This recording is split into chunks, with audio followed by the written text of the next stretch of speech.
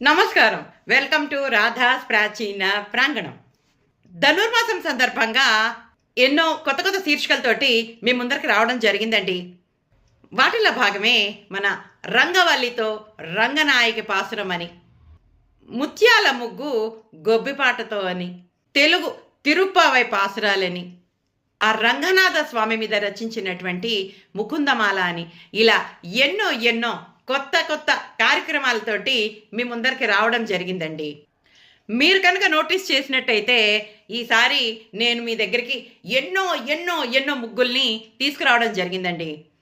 ఈ రంగవల్లితో రంగనాయకి అని కానీ, ముత్యాల ముగ్గు గొబ్బిపాటతో అని కానీ కాన్సెప్ట్స్ తేవటం వెనక నాలోని ఒక చిన్న ఆలోచనేనండి.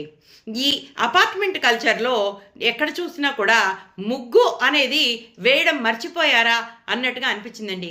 అటు వచ్చిన వాళ్ళు వేయట్లేదు, ఇటు రాని వాళ్ళు సరే ఏదో మొక్కుబడిగా గుమ్మం ముందు ముగ్గు ఉండాలి కదా అని చాక్పీస్తో ఇట్లా అన్నా కూడా అసలు కనిపించని ఫ్లోరింగ్స్ తోటి ఈ మధ్య ఇంచుమించుగా అందరూ ముగ్గుకి చాలా లెస్ ఇంపార్టెన్స్ ఇస్తున్నారని నాకు అనిపించింది.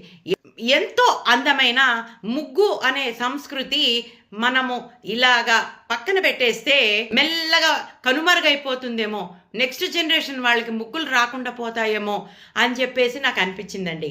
గొబ్బి పాటలు కూడా చాలా చాలా ఉన్నాయండి, కానీ మనం కొన్నే చాలా రేర్గా వింటున్నాం అనమాట. అందుకని ఆ గొబ్బి పాటల్ని ఎలాగైనా సరే మీ అందరికీ అందించాలి, మీ అందరికీ గుర్తు చేయాలి. ఒకవేళ తెలిసిన వాళ్ళు ఉంటే మీ అందరూ మళ్ళీ ఇంకొకసారి గుర్తు చేసుకోవాలి అనేటువంటి ఉద్దేశంతో మీ ముందరికి ఇలాంటి ప్రత్యేకమైన కార్యక్రమాలని తీసుకురావడం జరిగిందండి.